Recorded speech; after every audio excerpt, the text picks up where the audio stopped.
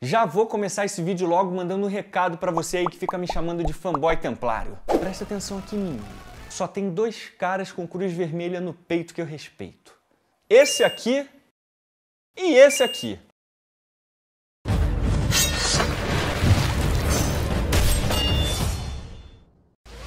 Sabe a única coisa que os templários e muçulmanos tinham em comum na Idade Média? O ser brabo por causa daqueles panos quentes no lombo. Mas hoje você pode aliviar esse calorão brabo com as roupas da Insider. E elas têm uma tecnologia de modelar que você não precisa nem passar. Eu, por exemplo, peguei essa blusa do meu armário, coloquei em mim e pronto. E além delas serem confortáveis, são extremamente leves, o que é ótimo se você quiser viajar, porque você enfia na sua mala ou numa mochila e pronto. E no site você ainda encontra uma variedade enorme de roupas masculinas e femininas, e como elas são de muita qualidade, você não vai querer saber de outra coisa. Olha eu aqui, por exemplo. Eu uso pra gravar, pra sair, pra ir pra academia, até pra namorar com a minha esposinha. Pensa em qualquer ocasião. Dá pra ir de Insider. E pra você sair logo desse desconforto aí, se liga aqui nesse presentão que eu vou te dar. 15% de desconto na compra de qualquer item no site. Então só o que você precisa fazer a partir de agora é clicar no meu link na descrição e usar o meu código e aproveitar essa promoção. Vai pelo Braguinha. Isso aqui te dá mais de 10 de reputação. Então vai, cara, aproveita logo esse presentão da Insider, porque qualidade e conforto é pra qualquer hora e qualquer lugar. Oi, meu nome é Thiago Braga, sejam muito bem-vindos ao Brasão de Armas. Tem templário em videogame, tem templário em filme ruim, tem templário em série ruim, tem até cartel de droga no México chamado Los Caballeros Templarios. Tem até templário hoje se preparando para tomar a Terra Santa. Mais de 700 anos que os caras deixaram de existir, mas até hoje eles não saem da cabeça da galera. E realmente, eles acabaram se tornando símbolo da Idade Média. Ou você acha que algum dia vão fazer algum filme em que o mocinho é um hospitalário? E é justamente por causa dessa fama que tem tanto mito sobre os templários hoje que dava pra fazer até uma religião com isso. Del filho. Mito 1. Os maiores guerreiros da Idade Média. Só se forem os maiores de altura, porque eu também nunca vi evidência nenhuma disso. Deixa eu te dizer uma coisa, amiguinho. Templário tomou mais na cabeça de muçulmano do que Chaves do Seu Madruga. Cascudos! É porque a Ordem dos Templários durou 200 anos. Começou por volta de 1119 e só acabou em 1312. E eles ficaram famosos rapidinho porque eles tiveram uma ideia genial e original. Proteger os peregrinos que iam da Europa até Jerusalém. É porque as crônicas da época mostram que muita gente era roubada e assassinada por bandidos muçulmanos. E os cadáveres ficavam jogados por lá mesmo. É porque se eles parassem para enterrar seus irmãos, iam acabar morrendo junto também. Então imagina ter monges guerreiros abnegados para te proteger nesse trajeto perigoso. Então é por isso mesmo que os templários cresceram tanto em tão pouco tempo na Europa inteira. Ganharam e construíram castelos pelo continente, ficaram mais poderosos que muitos reis. Então tá aí, quando o assunto é influência e poder, nenhuma outra ordem foi tão influente quanto os templários. Agora vamos para a parte que você mais estava esperando. Espadada na cara, dedo no olho, chute nas bolas. Ninguém era tão bom em magoar os sentimentos dos inimigos quanto os templários, certo? Errado. Tem gente que acha que templário acordava de madrugada com insônia e ia pra rua caçar muçulmano. Ó Senhor, abençoe tua granada de mão, com a qual podes explodir todos os seus inimigos em sua misericórdia. Mas sabe o que ele fazia, meu amigo? Lia a Bíblia, orava e voltava a dormir. Os templários não viviam em treta com árabe o tempo todo, não. Mas quando eles entravam numa briga, eles só saíam de dois jeitos. Ou mortos, ou porque o mestre mandava. Então essas e outras obrigações faziam parte do dia a dia dos templários, tanto é que eles passaram a ter um código que deveria regir toda a ordem em qualquer parte do mundo. Que era um código religioso militar que foi escrito a pedido do próprio fundador da ordem, Hugues de Payens, que se tornou o que a gente conhece como a Regra Latina. E ao longo dos quase 200 anos da existência dos templários, essa regra aqui continuou sendo atualizada. E é justamente por causa dessa regra aqui que os templários se tornaram a primeira ordem militar da história. E com essa ideia original e única, a moral dos templários foi lá pra cima, meu amigo. Mas é claro que os templários eram excelentes guerreiros também. Tanto é que uma das contribuições mais importantes dos templários na arte da guerra europeia foi justamente unir o cavalo e o cavaleiro em um só. É porque antes do século XII a infantaria continuava sendo a principal unidade de combate dos cavaleiros.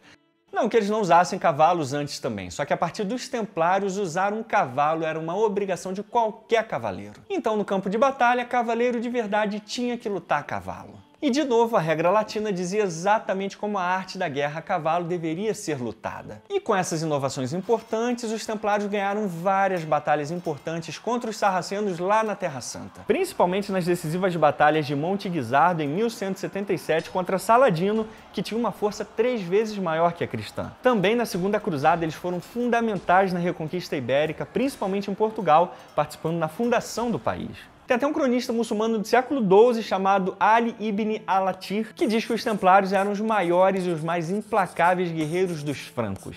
É porque naquela época, para muçulmano, todo europeu era franco. Mas é como eu sempre digo aqui, não é porque hoje alguém escreve que Stalin foi um herói que a galera lá do futuro tem que acreditar nisso, né?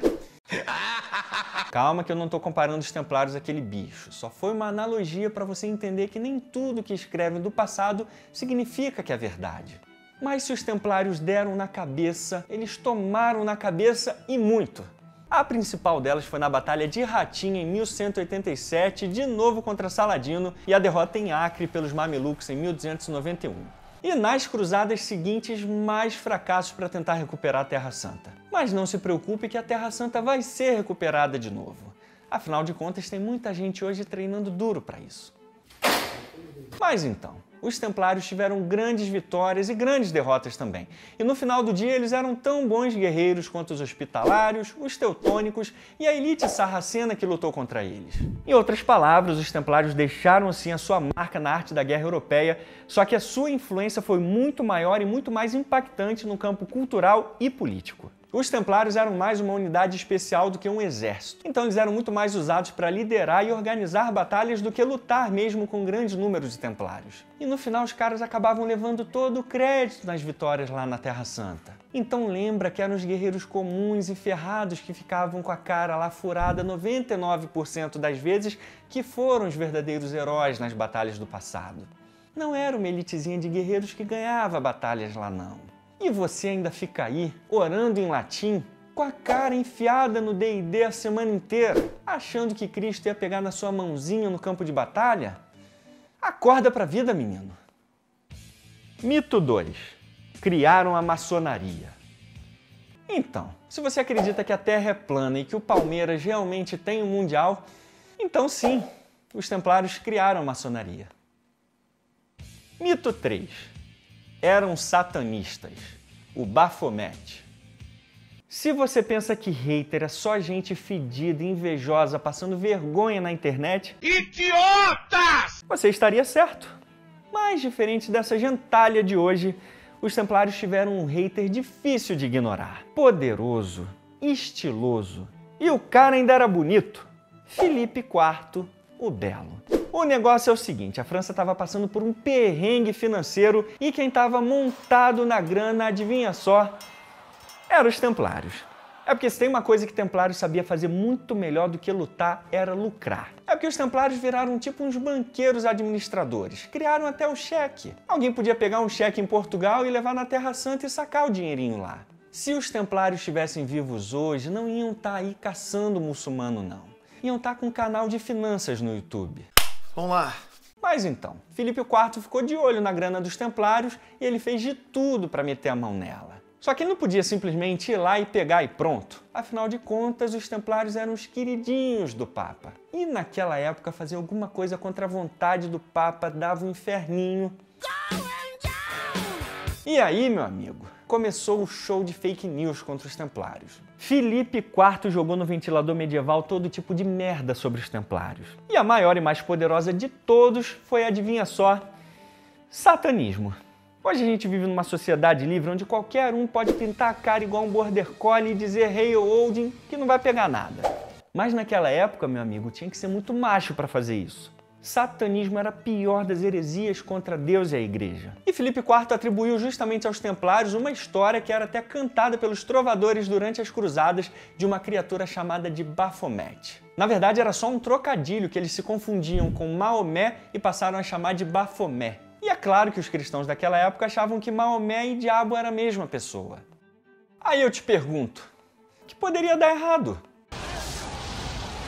Só que a grande maioria dos historiadores concorda que essa acusação de Filipe só foi uma acusação falsa para manchar a reputação dos templários e que não tem comprovação histórica nenhuma disso. Então não temos evidência histórica de que os templários tivessem de fato qualquer ligação com essa figura chamada de Baphomet e que eles tivessem introduzido qualquer ritual satanista na sua ordem. Exatamente como mostra essa entrevista aqui do Dan Jones ao canal History Hit. Philip was also in desperate need for cash and came up with a plan which was to arrest en masse all the Templars in France. Eventually an enormous amount of evidence was compiled that appeared to show that Templars were individually guilty of terrible crimes against the Christian faith and church, and as an institution irredeemably corrupt.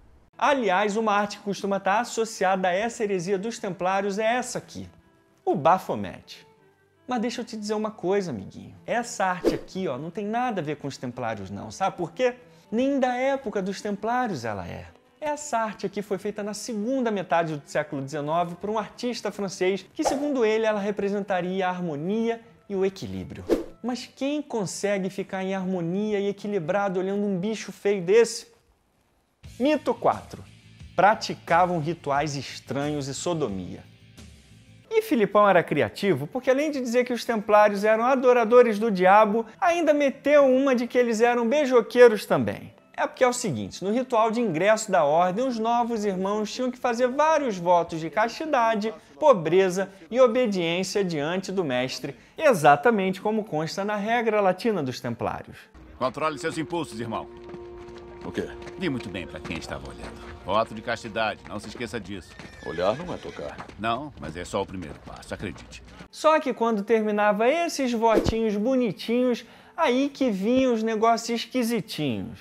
Pelo menos segundo Filipinho. O mestre e o capelão beijavam o umbigo do novo irmão e até o Foreves, meu amigo. Quê? Filipe era mais fofoqueiro do que as tias do WhatsApp do mundo inteiro juntas.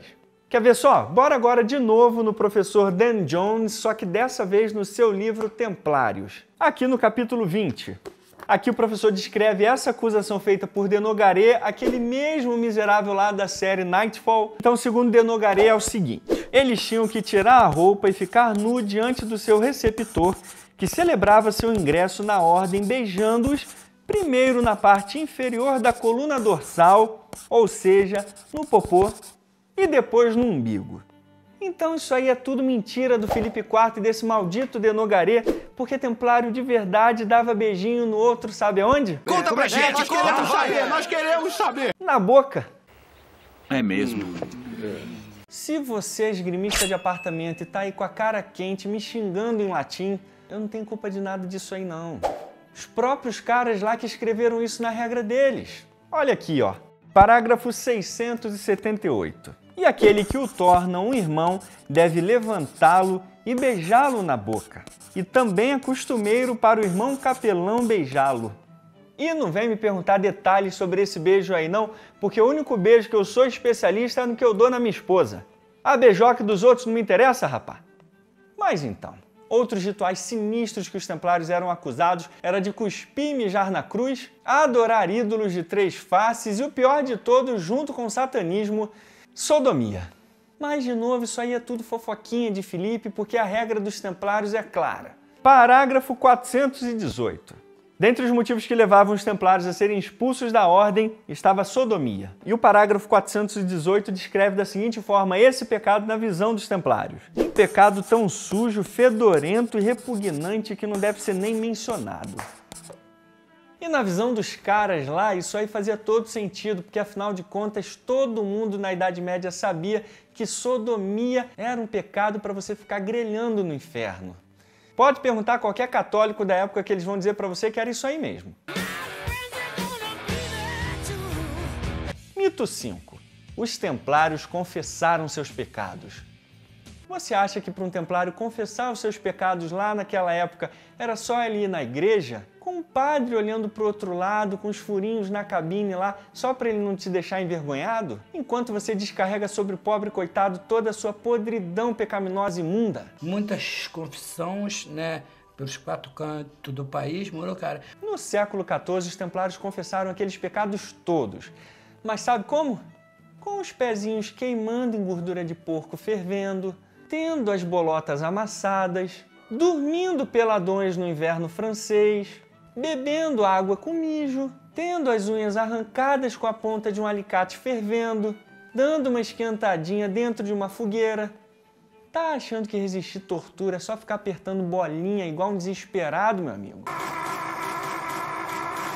É que os autos da Inquisição dos Templários, tanto pela Igreja quanto pelo rei da França, todos eles mostram que os Templários só confessavam esses pecados malucos depois de muita tortura. E quando eles não eram torturados, eles negavam todas essas acusações. E é justamente esse fato de que as acusações foram confirmadas apenas sob tortura que confirma a inocência dos caras na visão de grandes medievalistas como Barbara Frawley, Dan Jones e Hallie Nicholson e tantos outros. It's a witch hunt, it's driven by black propaganda, it's medieval fake news. É que na hora que o alicate aperta, meu amigo, comunista diz que é nazista e até vascaíno diz que é flamenguista. Uma vez Flamengo. E fechamos aqui. Espero que vocês tenham gostado e aprendido com mais esse vídeo e a gente se vê no próximo Brasão de Armas. Até mais!